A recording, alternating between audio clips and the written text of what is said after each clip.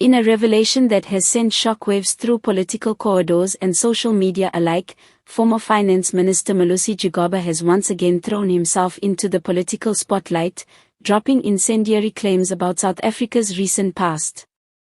Speaking in an exclusive interview, Gigaba made a startling assertion: President Cyril Ramaphosa was not just a bystander but a participant during former President Jacob Zuma's controversial 9-year tenure, years widely criticized for widespread state capture, corruption, and mismanagement.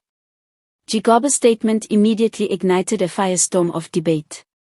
He accused Ramaphosa of having been part of the ruling ANC leadership during Zuma's presidency, implying that the current president was complicit, at least politically, in the missteps that defined the era.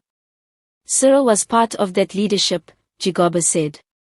He knew what was happening, he was there in the structures, and yet we are here now as if it was someone else's fault.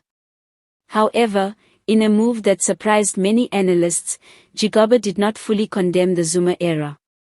Instead, he offered what he described as a defense of the period, arguing that while mistakes were made, the 9 years were also a time of lessons, political growth, and resilience for the ruling party. Every period has its challenges, Gigaba asserted. Yes, mistakes were made. Yes, there were errors in judgment, but there were also achievements and critical experiences that shaped the ANC as we know it today.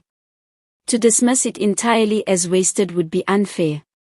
Political commentators have been quick to dissect Gigaba's statements, noting the delicate balance he attempted to strike. On one hand, he casts Ramaphosa as a figure who was present during Zuma's controversial presidency, a claim that feeds into ongoing critiques of the current president's political record. On the other hand, by defending the era to some extent, Gigaba seems to be walking a tightrope, neither fully condemning Zuma's leadership nor absolving him entirely, but instead highlighting what he terms the lessons learned from those turbulent years. The timing of Gigaba's statements is also noteworthy.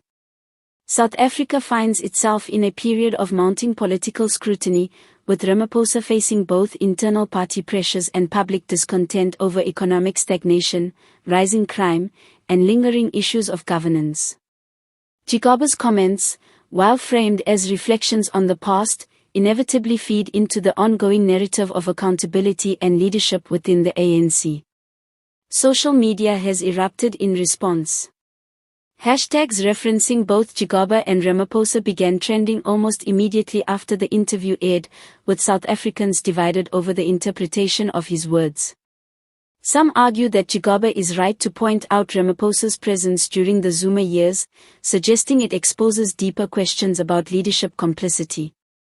Others accuse Gigaba of deflecting blame from Zuma, attempting to rewrite history by softening criticisms of the former president while still undermining the current one.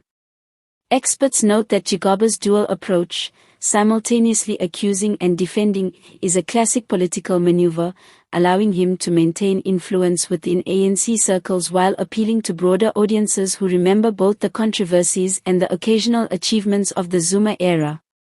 It also raises a broader debate about accountability. Can leaders who were present during problematic periods ever be fully absolved, or does participation, even passive, carry inherent responsibility? As the ANC navigates these turbulent waters, one thing is clear: Gigaba's statements have reignited debates about the party's past, present, and future. Whether his claims will have lasting political consequences or are merely a fleeting media storm remains to be seen, but the spotlight on both Ramaphosa and Gigaba is undeniable. Political analysts predict that the coming weeks will see heightened scrutiny of both leaders, with party insiders and the public alike weighing the implications of being part of versus defending a controversial era in South Africa's political history. For now, South Africans are left grappling with the uncomfortable duality Gigaba presented, a reminder that history is really black and white, and that leadership, past and present, is always subject to interpretation.